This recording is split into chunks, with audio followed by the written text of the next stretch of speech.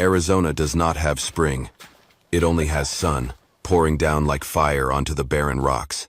That afternoon, Elias Creed was on his way back from the town of Dustwater when he saw her. She was hanging from a dried cypress tree, her wrists bound behind her back, head bowed, tangled black hair like a bird's nest covering most of her sunburned face. Beneath her feet, the cracked ground looked like a wound that would never heal. A crude sign swayed above her head, painted in blood-red letters. Thief. Must die. There was no one around. No sound of horses, no voices, only the wind. Elias pulled his hat lower and squinted. The last time he saw someone strung up like that was during the war. And even then, at least there had been a reason. But this? Just a young Apache girl, maybe 18 years old, sun-darkened skin, wrists already bleeding from the tight ropes. He was about to turn his horse away. But then she lifted her head, slowly, wearily, and her eyes found his. That look, not begging, not afraid, just a quiet gaze, like embers glowing beneath ashes. Elias lowered his hand to the old scar at his waist and drew a small knife. "Damn it," he muttered. With one smooth motion, he cut the rope. The girl collapsed like a discarded raincoat. He caught her. She was light as a dream no one believes in. Without a word, Elias wrapped her in his cloak. Behind them, the sign still swayed in the wind. But now, it was just wood. It held no more judgment.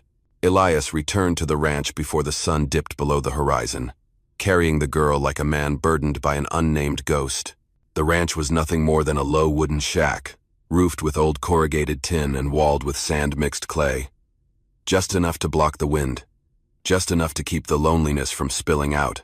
He laid her down on the narrow bed near the fireplace, the one that used to belong to his wife, many years ago. She was still unconscious, her cheeks hollow, lips cracked, breathing ragged. He undid the ropes, careful as someone diffusing a mine, then fetched clean water and wiped her bruises, slow and silent, like a ritual. The air was thick with quiet, no groans, only the sound of her breath, thin as ash.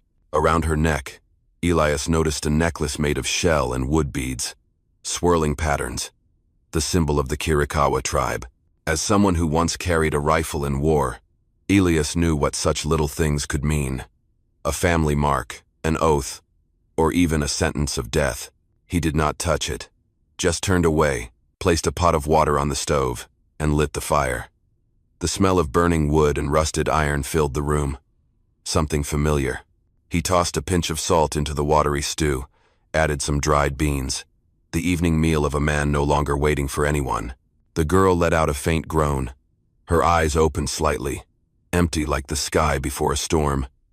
Elias stepped closer, holding out a spoonful of broth.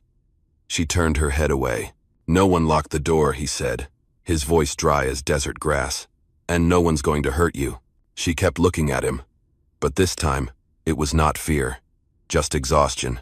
After a moment, she sipped, just a tiny bit, as if testing his truth with each drop.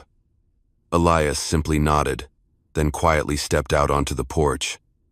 Outside, the sunset was bleeding into the sky. The first cry of a coyote echoed from the hills.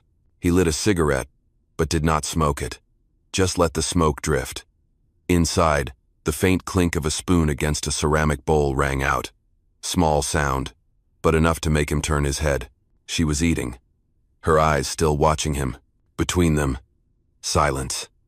But this time, it was not heavy. Not like before. The next morning, just as the sun peeked over the ridge, Elias headed out to the horse corral. The grass was still wet with dew. The birds had yet to sing. But the earth was already speaking, sinking footprints near the edge of the woods. Small, delicate, winding like a snapped thread. Elias knelt down and touched the sand. A strip of red cloth caught on the barbed fence, coarse fabric, patterned with a coiled snake. Familiar, very familiar. He remembered a night at a way station 2 weeks ago. An old preacher and a fur trader had talked about the daughter of Chief Maka, the leader of the northern Chiricahua tribe, who had gone missing after a skirmish with the army. They said she wore a twisted shell necklace, wrapped in red cloth, and her name was Nahila. Keeper of the fire. Elias narrowed his eyes toward the wooden shack. The girl was sitting upright, sunlight catching in her messy black hair. That necklace was still around her neck. And that red cloth, it had to be hers.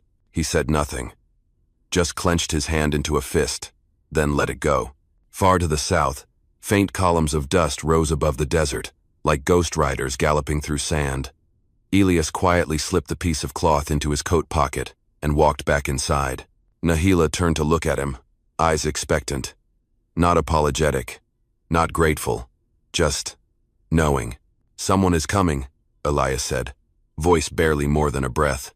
"Is it dramatic, guys, if there is comment number 1? Let's continue." The town of Dustwater was not big, but rumors there spread like smoke from wet firewood. Slow, murky, and smelling of danger. That morning, Elias walked into the general store with his hat pulled low and a damp cloth draped over his shoulder. He only meant to buy salt, a few nails, and a roll of cloth to dress the girl's wounds. But every eye turned toward him with a look that was hard to read. In the corner, old Murphy, the blacksmith, whispered something to the preacher. They both stared at Elias, said nothing, did not nod. A boy tapped his fingers on a barrel of rice and said just loud enough, "He brought that Indian girl back to his ranch." Elias stayed silent, picked up what he needed, and placed it on the counter. The shopkeeper did not ask questions, but his hands trembled as he wrapped the salt. Before walking out, Elias paused, eyes fixed on the door. "Stay away from my ranch. No one needs to die just for being curious." No one replied. But that silence, that was the real threat. That afternoon, Nahila sat on a wooden chair out on the porch, eyes gazing far off toward the yucca ridges. Her hands were folded, her body still. Elias handed her the roll of cloth and a cold can of soup. "People in town have started talking," he said, voice rough and worn. She did not look at him. "What are they saying? That I'm hiding a prisoner? That I've taken an Apache girl?" Nahila let out a soft laugh, but there was no joy in it. "And that scares them?" "No," Elias answered. "It makes them want to kill you." A crow croaked harshly from the roof of the chicken coop. There was no wind, yet the tumbleweeds rolled softly across the dry earth. Everything seemed to be holding its breath before the storm. "You can turn me in," she said, still staring off into the distance. "I would not blame you." "Number." Elias stood, firm. "I've seen men like them, on the battlefield, in the market square. They do not need a reason to hang someone from a tree." Nahila turned to him, her eyes, for the first time, unguarded. "Then why did you save me?" Elias looked at her like the question itself already held the answer. He replied slowly, "Because your eyes did not beg. You are someone with fire in your soul." Then he added, "And we are about to have serious trouble."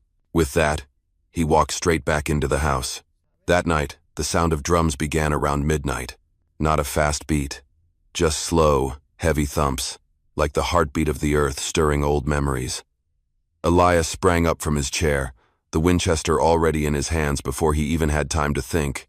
Nahila was already standing on the porch, her cloak billowing gently in the night wind. Her eyes were dark and steady, not a hint of fear.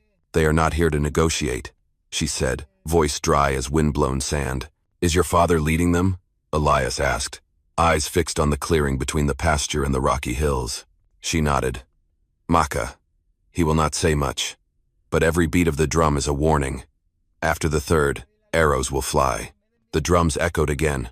A second time, Elias let out a breath. He set the rifle down slowly, like a man who had just picked his own grave. "I do not want to shoot anyone tonight, especially not someone searching for their child." Nahila looked at him. "If you go out alone, they might listen. But if I go first, you cannot be sure," Elias interrupted. "I will not let you spill another drop of blood. Not for them. Not for me." Horseback silhouettes began to emerge through the mist, dark shapes shifting in and out like ghosts. Each rider wore eagle feathers, their faces painted in ash-gray streaks. They moved without a sound, as if the entire world was holding its breath. The third drumbeat sounded. Nahila stepped forward, her hand reaching for Elias's. For the first time, they touched, not out of defense, but connection. "Say nothing when you face Maka," she told him. "Let me speak." "You sure?" Elias asked. She looked at him, her gaze strangely unshaken. "I was the child they tried to hang. Now I will be the one keeping them from killing you." When Maka appeared, tall as a mountain, silver hair tied back, eyes like blades, Elias simply stood his ground, no weapon, no words, and Nahila stepped forward to face her father, a daughter caught between two worlds, a fragile voice standing before an army.